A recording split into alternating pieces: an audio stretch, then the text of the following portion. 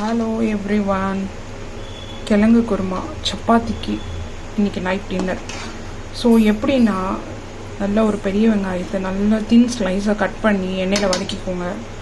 ஒரு பக்கம் குக்கரில் கிழங்கு கட் பண்ணி நல்லா தோலெல்லாம் நீக்கிட்டு கட் பண்ணி கொஞ்சமாக தண்ணி ஊற்றி, ஒரு சின்ன சைஸ் மீடியம் சைஸ் கிழங்குனா ஒரு 3 கிழங்கு, ஒரு 4-5 பேர் சாப்பிட்லாம். இது மீடியம் சைஸ் கிழங்கு கட் பண்ணி தோலை சீவிட்டு கட் பண்ணி குக்கரில் போட்டு வேக வச்சு எடுத்துக்கோங்க. வெங்காயம் இந்த பக்கம் வதங்கிட்டுருக்கும்.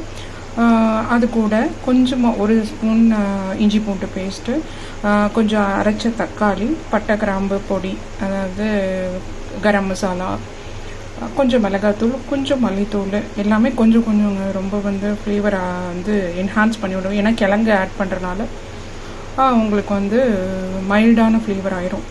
ஸோ கொஞ்சமாக கரம் மசாலா, மஞ்சள் தூள், மிளகாத்தூள், கொஞ்சம் மல்லித்தூள் இதெல்லாம் ஆட் பண்ணிவிட்டு நல்லா அந்த தக்காளியும் அரைச்சி ஊற்றிடுவாங்களா. நல்லா ஒரு கொதி வந்ததுக்கப்புறமா கிழங்கு தூக்கி அப்படியே போட்டுற வேண்டியதாங்க. ஏன்னா நம்ம எல்லாமே கட் பண்ணி ரெடியாக குக்கர்லேருந்து அப்படியே இறக்கி போட்டுற வேண்டியதாங்க.